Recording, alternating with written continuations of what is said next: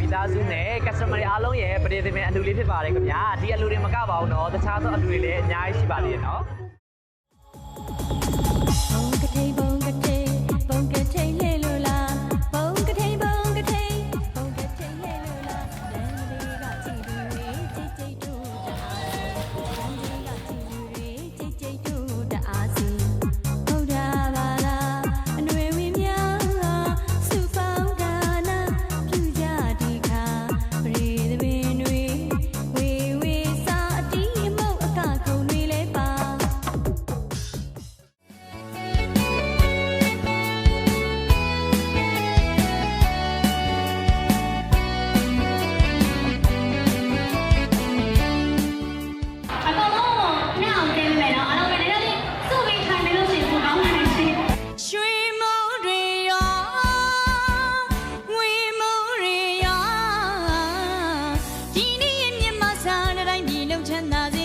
မိဖုရားတွေဝေးလို့ကွာစုတွေလည်းမတောင်းမေး